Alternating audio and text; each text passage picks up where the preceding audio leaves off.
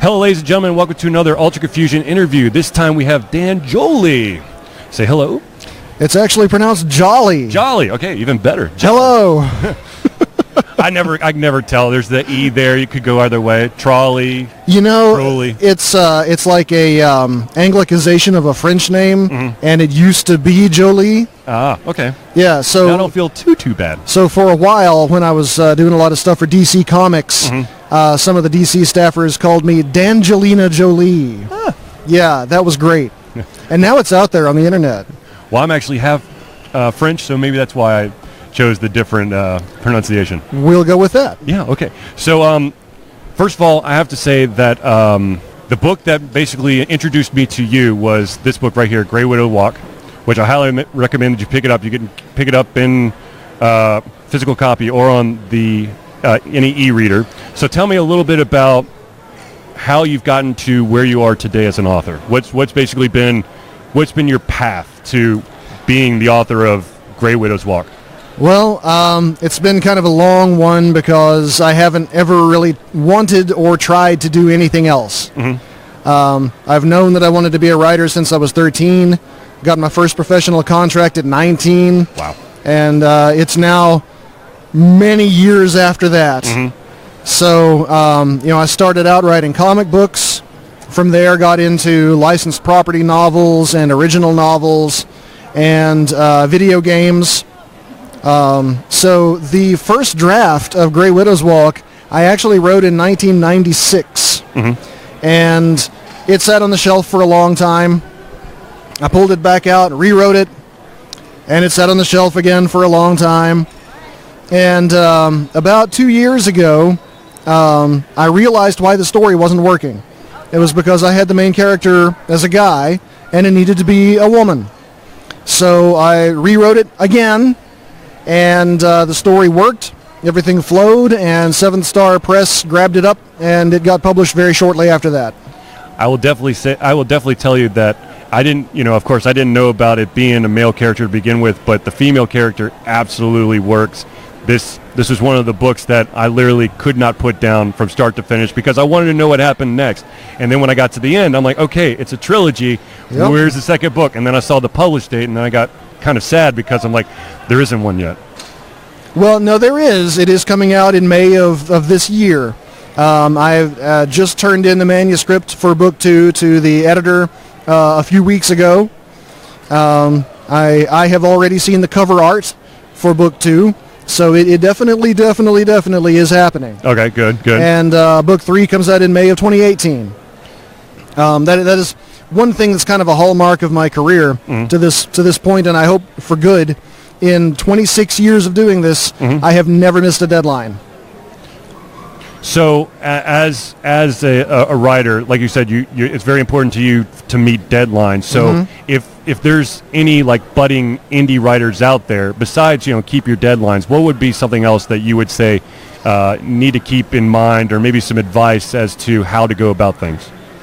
Probably the most valuable piece of advice that I've ever gotten or could ever give. Do not read what you've written until you're done writing it. There's my pitfall right there. And it happens so often because if you get like one chapter done, or you get one page done, or one really awesome paragraph done, if you then say, hey, I can make that better. Let me go back and give that a few tweaks or massage it a little bit. Right. Well, by the time you're done tweaking it, you think, hey, I can make that a little better. And you never get past that one page or that one chapter or that one paragraph or sometimes that one opening line. The thing to remember is that first drafts are crappy. Just that's their nature. And it's okay. And one of the most important things ever is to give yourself permission to suck on the first draft. And unless you're Mary Robinette Kowal, who once told me that she did a first draft pass of a novel and turned it in and won all sorts of awards for it, to which I say, well, right. Then, write your first draft. It'll be rough, but you can't fix what doesn't exist. And just, get it out there. I actually have a T-shirt that says it doesn't matter if it's crap, just get it on the page. That's actually really good advice for basically any creative project. Because if you're a painter, just or an artist, just do one trial run, see where you're at, and maybe take the tweaks after you have like the first run of whatever you're trying to create. Be it a video game, be it a tabletop RPG, be it a book. Because I've experienced all three. Yeah, there's a saying that I've heard in the video game industry more than once. And it's not exactly this, but it totally riffs on this. And I've heard people say this all the way from writers up through producers. We don't have time to do it right the first time, but we have time to do it 5 or 6 times. Yes, and that's quite painful. Cause if you were to get through, and this is actually the reason why. So I'm from Atlanta, and there's a company in Atlanta that used to be there. It's now kind of like shrunk called CCP. They bought White Wolf Publishing, right? And one of their big projects to basically marry CCP to White Wolf was World of Darkness MMO. Right. And the retooling of that from like the ground up, the 4, 5, 6, 7, 8, 9 times, that spelled doom because they never had enough to actually show anything off. Yeah, that'll happen. That's where the concept of feature creep sometimes comes in. And for those who don't know what that is, that's like if you get a version of a game that is pretty good, that kind of works, and then someone says, hey, we should have weather in this game. It should rain sometimes. Well, then that's the kind of thing where like a small tweak, developers hate those words, small tweak, that has invariably unintended ripple effects that change the entire game and require, like you said, retooling. Yes. If you have a game that works and is fun, stick with that. Just make that work even better. Don't try to, stick an apple in the pig's mouth. Right. So you said that you've done the comic route. You've also done some games. Now you're doing the author thing. So what type of like positions or jobs that you have in like the comic industry and also the video game industry? I've always just been a writer. I've never been like narrative director or editor. I got a little tiny taste of being an editor on a project. I did an arc on the Devil's Due Productions G.I. Joe Frontline comic book series. Okay. And that made me realize how much I don't want to be an editor. All right. Getting creative people to work together, whether it's a comic book or a band or whatever, it's like herding cats. I know that's a cliche, but it's accurate. I'll agree. And I am happiest when I'm just kind of left alone to bang on the keyboard and, cackle madly. Right. So, yeah, I've always just been a writer, and that's really kind of all I want to be. Cool. Okay, so one more question here. What is your writing process? Is there a certain like ritual that you go through in order to get writing done, or is it just like when I feel in the mood, I sit down and then magic happens? For comic books, I have a very particular process, and I'm actually doing a panel here at Con Nooga about that Sunday morning at 11. Okay. But in general, one of the other valuable things that I have been introduced to, a former co-worker, co-author, Scott C. Ensign, turned me onto this book called The Writer's Journey by Christopher Vogler. And he details a 12-part process, and that was a game changer for me. He said that it would be the keys to the kingdom, and he was right. Okay. And every time I start any kind of new project, I sit down and map out the 12 steps. And they're so general, they're so adaptable.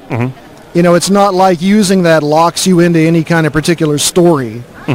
But if I have like most of an idea, then that'll help me flesh it out and turn it into an entire idea. And before, it was like night and day before that and after when I started using that process, because I went from getting a project like every 6 months or so, maybe, to writing 4 different comic book series at the same time. Wow. Like within a year. But it's just on the strength of the organization. Right. Because like everything I want to do organizationally involves keeping as little information in my head as I can manage. Right. You know, I don't want to have to keep the entire book that I'm writing in my head all the time. I just want to focus on one chapter. Right. Or maybe just one part of one chapter. And, you know, I'm a relentless outliner. And the 12-step Vogler process aids in that. I can't even emphasize enough how valuable it is. Okay, random question for you.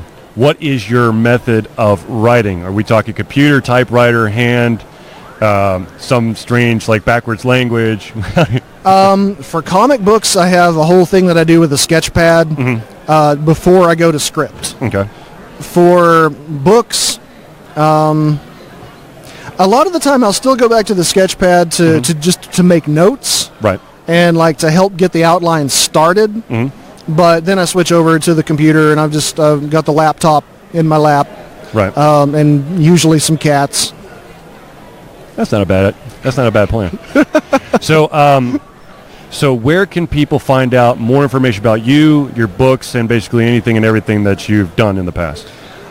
Everything can be reached from my website, which is danjolley.com, DANJOLLEY. From there, you can sign up for my newsletter. You can follow me on Twitter. I'm on Facebook. I don't do other social media platforms, number one, because I'm terrible at the ones that I do try to do. Right. But I also don't want to like dilute what little focus I have. Right. But, you know, anybody who wants to write to me on Twitter, I will absolutely write back. That's about it. Awesome. Well, thank you for taking time to do this interview. Once again, ladies and gentlemen, you at the bare minimum, check out Grey Widow's Walk.